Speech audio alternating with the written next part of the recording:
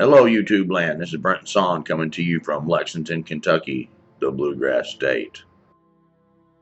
Well, I got to go to the CryptidCon, as you all have seen in the other couple videos that I'd posted, a couple short ones.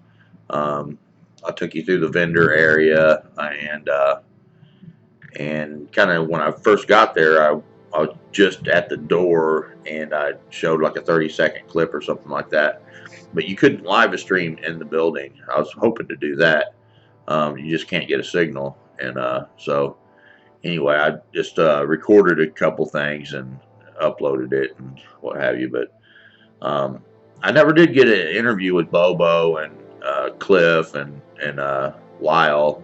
They always had so many people around them. It was just hard to even try to do. And I probably could have, but I got to thinking, it was like, what am I really going to ask them? So I got an interview with Greg Yost, and when I got to looking at the footage, I show his pictures, you can kind of see it some.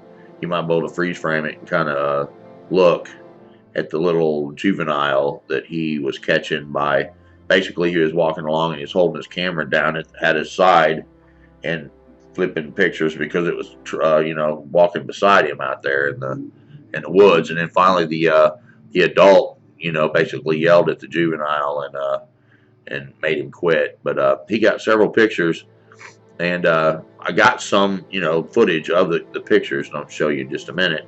And then he's supposed to come on an interview, and he said he will send me the originals, so I'll have, you know, a perfect opportunity to zoom in, and I'll clean them up and digitally enhance and all that, and lighten them or whatever it takes to show you what I was seeing. Because out in the sunlight, I mean, they were incredible. They were, in my opinion, they were patty quality, amazing pictures of a juvenile. And I think there was 3 or 4 or something like that he was showing us. And we'll see that here in just a second. So this is Greg Yost, and we will have an interview with him coming up soon. And his son was there, and you'll get to see him too. And basically, this was in Indiana, southern Indiana, where he does his squatching, and I guess that's about it. But anyway, like my gone squatching, my Bobo hat. I was like, first time I saw that when he was on Finding Bigfoot, and he had that, I was like, dude, I've got to have me one of those hats, man. It's awesome.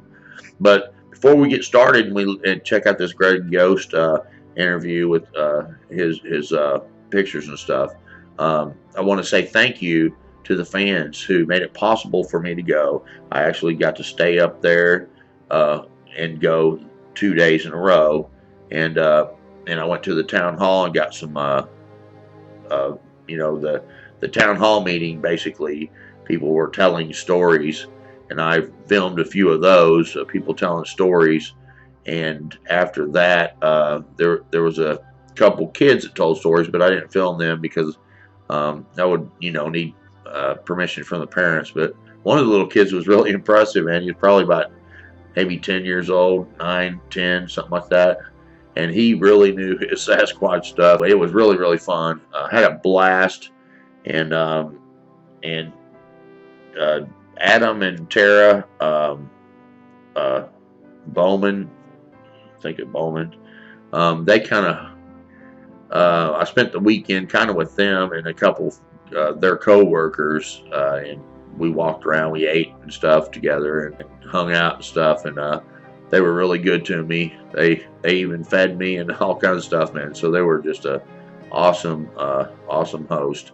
And actually Adam tells a story at the town hall, and he told another story too, but for some reason my camera, I can't find it on the SD card, so we'll just have to go with whatever he told the first time he went up there.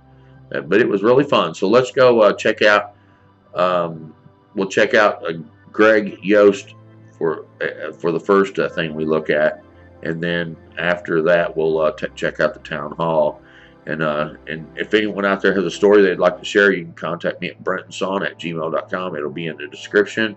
If you want to contribute to help me do these kind of things, you he can go to the link in the description, PayPal me, and I want to say thank you to those who helped me go, because I really couldn't have done it at this point. Maybe towards the holidays and stuff, things will pick on up and be golden again. But go on squatching, babe. On these pictures here, I call him Curious George. He was a 3.5 footer, and I was walking down a trail, and I seen something big and brown hanging over on this tree. So I looked over there, and he immediately went behind the tree. So I'm like, what in the hell was that?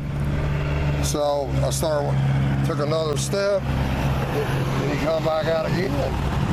So I got a better shot of him. So I knew exactly what it was. I go, that's a little Bigfoot up in that tree.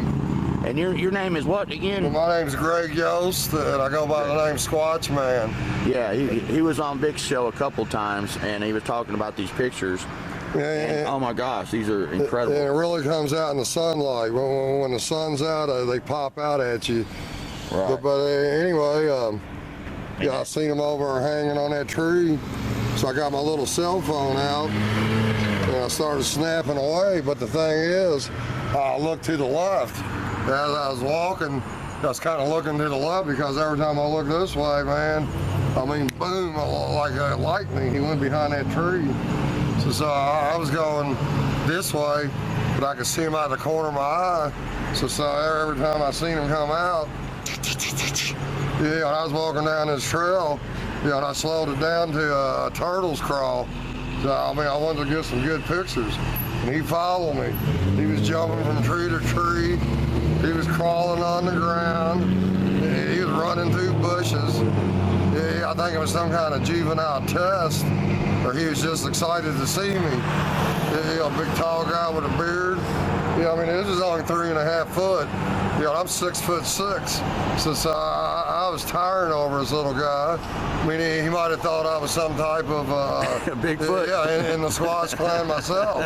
Look at me. I know, that's what I was thinking whenever you were on Vic's show. Yeah, that's what a lot of people think. I got a good connection with him. Yeah. So anyway, I walked the whole 100 yards, and he followed me the whole length of a football field. And then I got 3 pictures of him, and y'all seen the first one. Yeah. Okay, as I got a little farther down, he was hanging out from around that tree. Oh my gosh. Yeah, and on this one here, you can see his eyes up in there, you can see his nose, there's his shoulder, there's his big long arm, here's his arm on the other side hanging onto the tree. Man. And this is really a good picture of his face. I got him blown up. You can see it a little bit. See, there's an eye, Yeah. and there's his nose. I hope they can see it as good on this camera as it really looks on this picture. That's as far as Bigfoot pictures, and again, it's my high energy that allows me to get them like this. See, a lot of people, their energy is so low that they're fuzzy.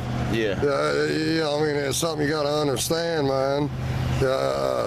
If you're a low energy individual that live in the box, you don't see stuff like this. Right. But my energy is exploding. It's everywhere. And these creatures pick up on that, and they're attracted to me like a magnet. That's what it is, man. All heart. Sounds like it. I don't go out there. No games, no gadgets, no guns. It's all about heart and soul when it comes to Bigfoot. Now this one right here, the next one, this was the last picture where I think his dad signaled him, because he's looking over to the left, and he doesn't have a very nice looking face. So, and immediately after this picture, all action was over. But I think this is the best out of the 3, as you can clearly see his face in this one. Wow. Yeah, you can see both eyes clear as a bell. You can see his nose. You can see his ear. There's his bicep. There's the bend right there, and then his elbow right there, clear as a bell. There's his forearm, where he's down there like a football player. But look how he's looking over that way. Yeah, I can see his eyes real good. I hope they can see it. Oh, yeah, you can see them, man. I mean, they pop right out at you. And I think he was looking at his dad, and his dad's like, "That's it, boy." Whenever you come on the show here soon, do you have these on SD card where I can make it? No, but I can send them to you. Okay, you send them to me. I just got them on my phone. That's I got to say that's some of the best. That is the best picture I've ever seen. A lot of people have told me they are really good. I mean, some people even compared them to Patty. Yeah, I mean, I don't want to. Patty's not even that clear. No, I mean Patty's not even that clear. I mean, look at the eyes. Look at the eye sockets. Yeah, I mean that is. The classic eye sockets, the classic nose.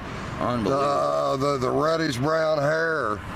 Yeah. I mean, and look how he's hidden in there. So see, before I got this picture, you got to remember, people, these are all blown up. You know, when I first took these pictures, I mean, it was just a handful of hair over there. You cannot see what you're seeing here. These have been digitally enhanced and blown up. Right. The best you could do without starting to get blur and everything. So I mean, yeah, this is it. Yeah. And I seen this thing, March will be 3 years. So it hasn't been that long ago. Right. And this is actually a long time ago for me. Right. Ever since then, I have seen 15 of them with amber eye shine with a UFO. I got 2 guys in here that can verify my story. Right. My son and John Greger, they were there with me. Yeah. 15 Bigfoots, 3 foot 4. There's my son right there. He was that son of Squatchman. Are you okay being on YouTube? Oh, he's cool. Yeah, but I like to ask first. Yeah, but this man was with me when we seen 15 Bigfoots down around my Jeep. We got fingerprints all over my Jeep. I got pictures of that. A big, tight light anomaly coming up to the left of the woods. The only thing I can compare it to is a locomotive light. Yeah. You know, the big lights on a locomotive. It was coming up this way, and it stopped and went out. And as we was approaching my Jeep, all the biggies run towards the light. Wow. We got down to my Jeep, immediately over to the left in the woods. This was in March this year. So where are you doing this squatching at? In Ohio or? No, I'm in Indiana, man. All this is southern Indiana. That's one reason it stood out to me. I was born in Indiana. Yeah, I cannot disclose. Yeah, I don't want you to do that. Disclose the exact location. It would ruin your spot. It would ruin my spot. Yeah. But I can tell you that I will put this spot up against any spot in America as being one of the various squatchiest places you could go to find a Bigfoot. I'd like to take you with me to Del Holla. I got the pictures right here. I mean, look at them from here. Look at that. No, it's amazing. I mean, look at them eyes. That's incredible for real. I mean, there's proof Bigfoot is real. That's proof. That's proof Bigfoot's real, people. Yeah. You think it's a monkey, an orangutan, whatever you think, it's not. It's a Bigfoot. So all you skeptics out there, all you haters, all you non-believers, tell me, what is this out in the middle of a forest in southern Indiana? You tell me. Yeah, definitely he's got it going on. Oh yeah, I mean, but again, that's how I acquired the name Squatchman. Yeah. You know, I had become one with the Squatch. Me and my son. We just come back from Washington. We just had an encounter out there with them. Everywhere I go, it seems like, boom, there's Squatch, man, and we get action. So anyway, here soon, folks, we'll have the Squatch man on, and we'll get some more picking his brain going on, and we're up here at CryptidCon in Frankfort, Kentucky, and I'm gonna look around some more. Thanks, buddy. Thanks. No problem. All right, I hope you like that. The next thing we have for you will be some of the town hall stuff, and it's a little bit shaky because I was trying to hold the camera. I didn't want to carry the tripod, lug it around, and round and round and round. But so I just thought, well, I'll just carry the camera. But after a while, it's like, oh my gosh, it was hard to do. I was struggling to get around up there because of my feet, my legs and stuff had the swelling thing going on, and my back was hurting me. And but I'm starting to get a little better, so these things will get easier and easier to do. I hope you like it. Really about you guys. How many? Might be a dumb question. How many enthusiasts do we have in the room who enjoys this? If you wouldn't be here, probably you're not enthusiast. That's kind of a silly question. Area that your sighting or your experience happened, just for reference. My name is Dave. I'm a BFRO investigator for the state of Ohio, and just want to kind of give a report that I thought was really interesting. I had a gentleman in southeast Ohio. I gave him a call. He had a sighting, and he was 2 tours in Iraq. He said that I was going home. I had my wife and young child. We were going to go out to a fishing hole that I had around a creek. Been there 100 times. He said I grew up in that area. And while they were going out, he was unpacking his fishing gear and putting up some lanterns to get some light going. And his wife was taking care of the baby, getting her out of the child seat. And all of a sudden, something splashed right in front of him. Just got him all wet. He was kind of ticked off. Thought his wife was playing a trick on him. And he turned around and yelled back and says, "Well, what the heck did you do that for?" And she said, "What do you mean?" And she's still fumbling with the seat belts and the car seat and the kid. And he kind of looked around and he said, "Well, if it wasn't her, who was it?" And he looked across the street, and he said he kind of looked, and all of a sudden he saw something hairy. Oh, he said it wasn't huge. It wasn't 7 foot, 8 foot tall. It was about 5 foot. Had light tan, light brown hair running up the side of the creek. And he just turned around and he says, "I've been in the war. I've been shot at. I've seen sand spiders and large snakes." And he says, "There's not much to scare me," but he said, they just turned around and said, "Honey, get in the car, get in the car, get in the car, get in the car, go. And she's like, "What?" Because, he's got tattoos, he's got guns, he's all Bravo, Rambo style. And she's kind of panicking because usually something that's going to get him spooked like that, she wants to know what's going on. And he said, "I had got in the car, didn't even think about it.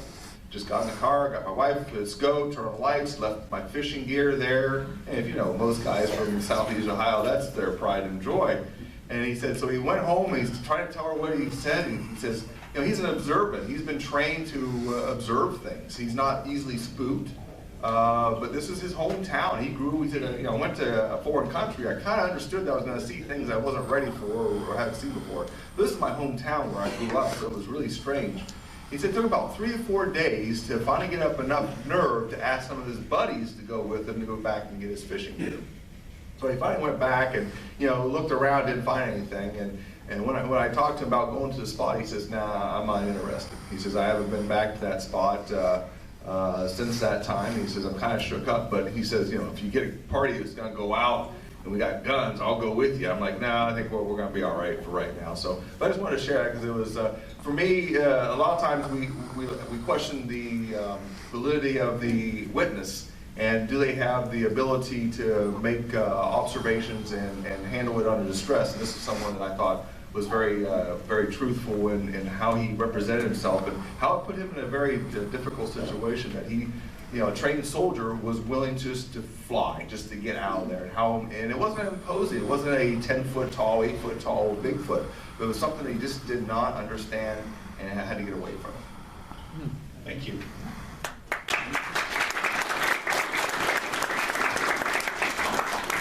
It's amazing how the human body is tuned to fight or flight. You can have someone who has military experience, but when they run into something that's so different, that's so out of the realm of what they've ever experienced, it's just an innate fear of the unknown, or I don't know if it's a sense of just having something that your brain or just something that's ingrained in our human DNA. Thousands and thousands of years ago, we were running from saber-toothed tigers, and we're running from we weren't an apex predator you know, at some points in history, it's almost like it's in our DNA to, if it's something that could harm us, that it's, regardless of how much training, how much, you know, you've got a gun on your hip, it's just like you just want to get the heck out of there. It's that fight or flight. This happened in the late 70s. And I really didn't think about it then, or until I started watching Finding Bigfoot, and they were teaching Renee to do the calls. We woke up one morning, this blood-curdling howl scream. It sounded like it was right beside our house.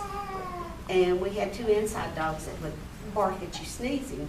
And they're nowhere to find them. They're up under the bed. We found them early in the morning. They were up under the bed. So I get up, I go to school, go to the bus stop. We live in a very rural area, so it was pitch black still. I didn't think nothing of it. That weekend, we went up on the strip mines. They had stripped through our area. Big high walls. We would look for petrified wood, you know, stuff in the slate, fossils and stuff like that. But it didn't feel like it normally did. And on the high walls, and I mean high walls, 30, 40 foot high walls, where they've chopped the top of the mountain off, I kind of heard something around through there. And like I said, you get this spooky feeling, hair raising, it's your danger sense going off. And so we took off, and something followed us. Well, we got home that evening, and the neighbor's burying 2 of his dogs. And I said, what happened? He said, I don't know. I found them up in the woods, and they were tore up. Something had killed it.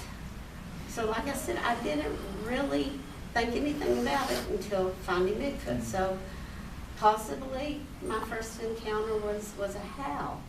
The second encounter was a road crossing. And I'm still contemplating that. It happened 2 years ago. I was coming home at dusk. I thought one of our, like I said, we'll rule, somebody walks, they walk at night, just ran across the road. And the more I thought about it, I thought, they cleared the road in 3 steps. This is a regular highway road, so big.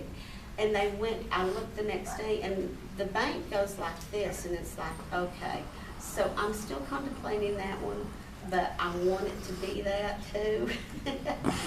I want him to come up and give me a big kiss, so I can see him eye to eye. So I broke the ice. Everybody, come on. Good job.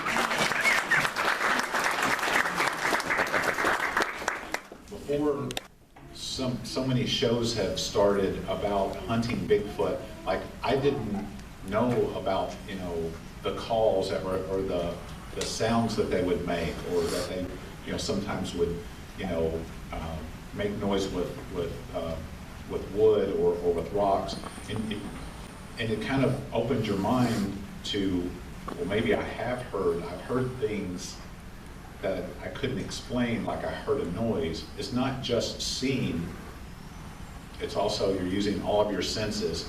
And a lot of the lore, there's a very pungent, very strong smell. So it's about using all of your senses, hearing, you know, smelling, and obviously seeing. So thank you for sharing that story. That was, I'm not sure I want to kiss from Bigfoot. That I don't know. I'm not sure about that. My name is Dave McCara. I own the Sasquatch Museum in North Georgia. Since we opened about 1.5 years ago, we've had so many incredible stories come to the museum. I'm also a BFR investigator for the state of Georgia and Florida. So I do active investigations, witness interviews. And I thought I heard it all, you know, but we've got stories that are coming in now that are like 100 years old.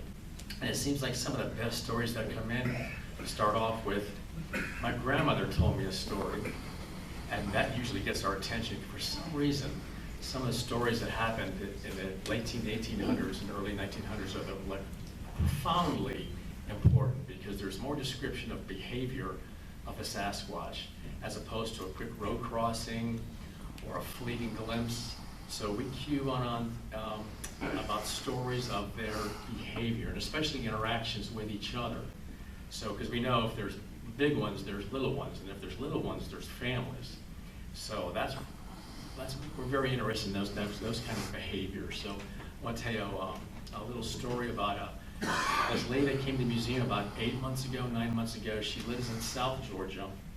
But when she was a little girl, her grandmother came to live with them. And she says, my grandmother used to tell us these great stories about when she was growing up with her great-grandmother on a mill in Tennessee. There was a little town called Jamestown, Tennessee, if I remember correctly. And her great-grandmother, which was her grandmother's mother, they owned a corn mill, a mill. I'm not sure exactly what, I think it was a corn mill. And there was a farm, and they had a mill. And she says, I remember that there was remember when I was a little girl, that there was these people that would always live they lived on the other side of this little river. But they would never come to our side of the river. They always stayed on that one side. And she says, I remember we always thought that they were escaped slaves because she had never seen one before. This is probably the late 1800s, or very early 1900s. But she said, my grandmother said that they were very strange. They wore no clothes. They were covered in hair. And she says they didn't speak a language. They would use hand signals and grunted to one another. And there was a mother, the father was huge, and there was a mother, and she says there was a small child, which was about 12 years old, they guessed. But the child, the little girl, was taller than the grandmother was. She was very tall for a little girl, but they surmised it was a young girl. And they used to give the corn mill, the corn that would hit the floor that they couldn't sell, they would give to these people. And I remember one particular very interesting, there's two very interesting aspects. One, they lived in a cave on the other side of the river, and the grandmother and her brother, which would have been this little girl's, I know it's a little confusing, but it's a long time ago. The grandmother's brother, they would go visit these people in this cave. And she said it was very strange the way this cave was situated on the side of this cliff, but you couldn't just walk to the cave. She said her older brother would have to tie her in a bed sheet around his neck, and she had to sit in the bed sheet, and he had to shimmy down a pine tree in order to gain access to the mouth of this cave. And they would go into this cave, and they would bring them some of the mill from the corn, and they never spoke a language. And she said, I remember they smelled like rotten cabbage. They had a horrible smell to them. And she says there was a story my grandmother told me that the mother at some point had given birth to a small child. And one of the women that lived in the mill was a midwife. And she used to have this little bag of whatever small instruments to help deliver the baby. So she was summoned to go help this hair-covered female that lived in a cave and didn't speak a language. She was having problems giving birth to this baby. She was summoned to there to help this mother. And she says when that little baby came out, it had a little tail on it. And she says that woman had a little knife, and when that baby came out, she cut the tail right off of that baby. So it was born with a tail. And this whole area in Jamestown, Tennessee has been since flooded by the TVA, so the whole thing's underwater. But this woman told me she had artifacts from that cave that her brother went to and took out bone fragments and things that these creatures, whatever they were, used to eat. And so she has a little shoebox full of little artifacts. So she's going to donate them to the museum.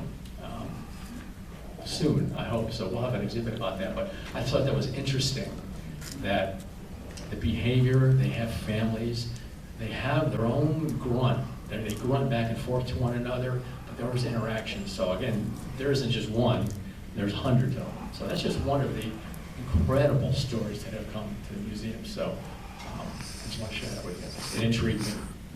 Thank you.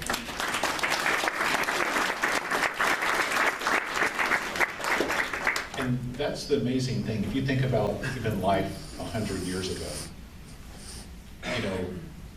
obviously no internet, no communications, no television, radio, none of that was there, right? So you only knew what your community. So there wasn't this. You'd be hard pressed to go anywhere in the United States. You say Bigfoot, you know, whether they've just seen Harry and the Hendersons, or, you know, they know of Bigfoot. But 100 years ago, you wouldn't have known. You would have said, well, there's these strange people, they're not like us, but, you know, they seem okay. And it would be very much like a, you know, just, you would just treat it at face value. Well, they're there, they're real, obviously. Do investigations, but there's so many stories that come in. Sometimes I have to ask my wife, was that Finn? Yeah, okay, all right. There's so many. So that little girl reminded me that there are so many children that see these things. There's a unusual, oh my God, it's unusual. There's a fascination that these things have with our children, and we do not know what it is. I've had so many adults come in and say, oh my God, I saw one when I was a child, and my legs are like, it's just unbelievable. Like they go to the child's window. They show themselves specifically to the child. Don't know why. We theorize maybe it's because they're trying to show the children that, hey, you don't have to be afraid of me. They're trying to break them in young, like when you see me in the woods, you don't have to be afraid. I'm not going to hurt you. And then sometimes it's a frightening encounter. But there's there's three quick, making quick stories that involve children. I'll tell you that came to the museum. One is a little boy named Finn, and he came in with his mom and dad. He was probably 5 years old. No, he was more like 3.5 or 4. Oh, okay, but when he came to the museum, was he older than that? No. Okay, well, he was young. But he came and he just started saying, I saw Bigfoot. His parents are like, we don't even watch Bigfoot TV shows, which is kind of a cue that he's not making this stuff up. He doesn't go to school, he doesn't go to pre-K. And for a little boy of his age, my wife says 3.5 about, he was very eloquent with his words. So it wasn't like he was struggling to tell us what he saw. So he said, I saw Bigfoot looking at me through my window. And he said it looked like, he felt bad because he said it looked like it was in a fight. He said there was big patches of fur missing out of his chest. Big missing, and he said it had a scar running across his face. And I remember him telling us that. My wife and I were looking, he's like, oh my God, and his parents had heard the story, but they just kind of believed him because there was no reason to disbelieve him. And he said it looked like he'd been in a fight. He looked really sad. And he says, I saw him in the backyard too. He says, I saw him walking across the backyard, and he said, we have all these tall, skinny trees. And he said when it was walking, it didn't put its hands out to part. He said it was just walking into the trees, and the trees were just smacking him as he walked, as it just stormed off into the woods. And those are just like little aspects that children don't normally make up, little pieces of information like that they just normally wouldn't make up. And then we had a lady come in, Isabella Irwin, who's a sketch artist, just finished a sketch of a white Bigfoot that a girl had seen. She's now high up in the real estate world. In Massachusetts, she was about 9 or 10 years old, near Bridgewater Triangle. She kind of educated me on this. I never heard too much about it. But she says she was at home during her homework. And she said in front of the living room, I was facing a window, and we had this desk that would go up against the wall, and the window was like right there. And she said, I put my pencil down when I was doing my homework, and it would roll off. And if I wasn't careful, I put it right in this crease, it would roll off and hit the floor. And my mother had just cooked steak, and she burned it. So she had to open up all the windows in the house to get all the smoke out of the house. I'm telling you that for reasons possible. That's what brought this thing in. She says, we got the whole house is all open up. There's smoky, but I'm still doing my homework. And she says, my pencil rolled down. I reached down to get it, and I sat back up, and I started doing my homework. And then she says, I smell something really weird. That's not steak. And then I hear, and she says, I look up, and right in front of me, there is this gigantic, hairy man. He's taken up the entire window. She says he was covered in white hair, and he had blue eyes. And he had like white skin and white fur. And of course, she screamed as it turned and started walking off. Her mother heard her scream as she came and saw this thing as it walked back off into the woods. And two aspects is interesting about the story. One is that it came right to the little girl's window where she was at. And two, it's unusual to hear about him having blue eyes. White Bigfoots with big white beards have been reported before, but blue eyes, that's kind of unusual. But this little girl, who's grown now, she says, I have a photographic memory. That face is ingrained in my head, and she did a beautiful sketch. Isabella finished. what you saw, this Bigfoot, it's amazing to see. Something that's not your normal dark leather skin, black hair, you know what I'm saying? So they run the whole gambit. So those are the two of the stories that come to mind that involve children, and I thought I'd share it with you. Thanks.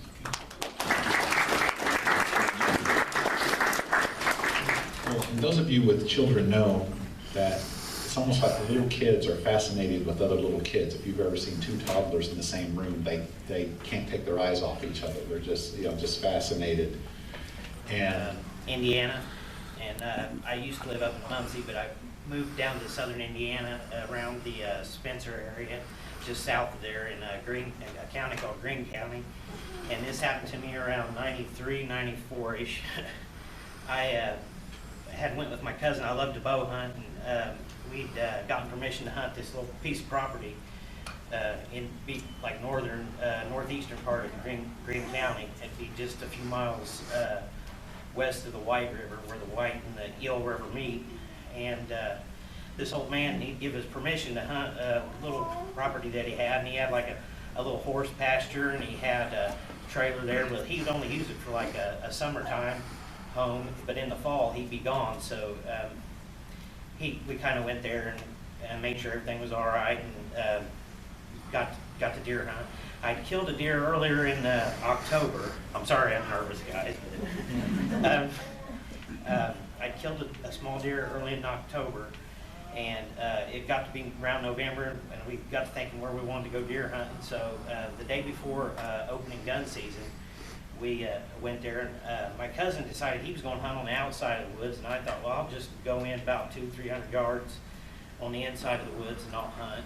And I went back and I picked a spot out that a ridge top come off from my right, and it dropped down, and then a ridge top came from the left, and then there was another ridge that came this way, and then I was on the ridge going down this way, and I found 3 or 4 trees that come up that I could use for a deer blind, because at the time I didn't have a climbing stand. And I decided I wanted that spot because early in the morning I figured the deer hunters, they'd be running deer from different areas coming in there. And this area where we was at is very remote, and there isn't hardly anybody that lives in that area.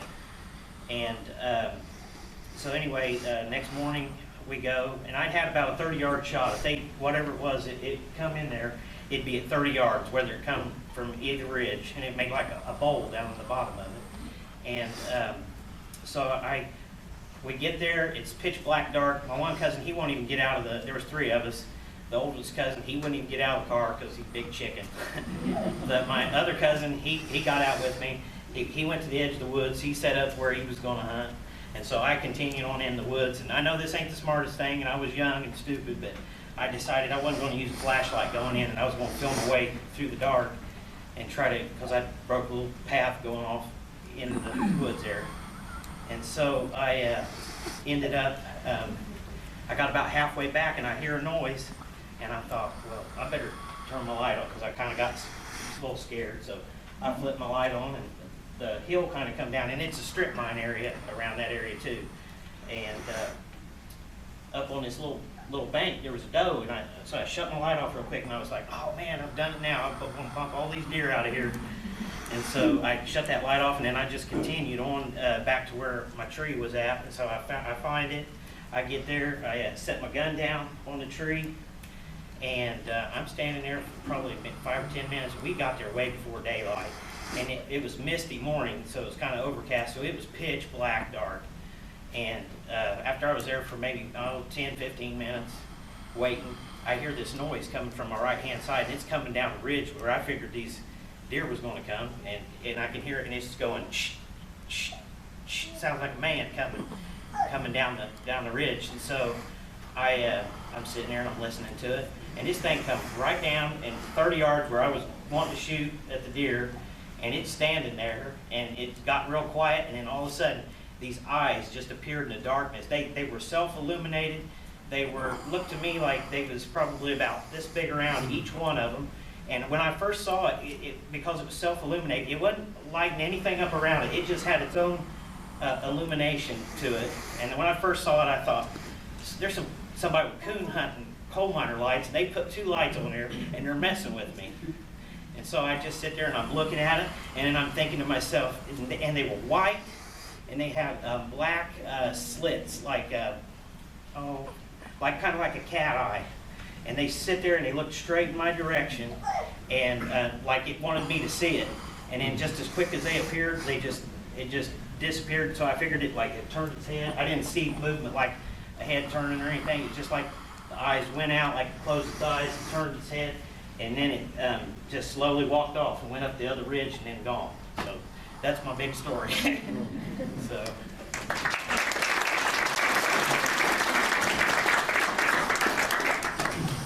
I'm sure if I saw 2 eyes blink out, or see 2 eyes and blink out, there'll be yowling. That'll be me yowling as I sprint out of the woods. That would be terrifying. Well, I hope you liked that. It was pretty fun, and again, thank you to everyone that helped me go, and thank you to Adam and Tara for hosting me throughout the whole weekend. And we had a blast. They stayed at the Best Western, and I stayed there too, and it was really fun. It was really nice to get out and do something like that. And thank you to Jeff Waldridge for sending me the tickets, and I really wanted to speak with the fella who owned the museum. I couldn't pronounce his last name, and I didn't want to misspell it, so. But anyway, the museum in Georgia, I think it's in northern Georgia. It's a must-see kind of place to go. Sorry I didn't get to talk to you. Email me if you watch this. And thank you for hosting that, Jay Hinton. And anyway, like I said, if anyone out there has something they want to share, brentonsawin@gmail.com. If you want to contribute, PayPal me. It's in the description. Till the next time. I got a lot of good stories coming up, so God bless. See you on the next video. Bye.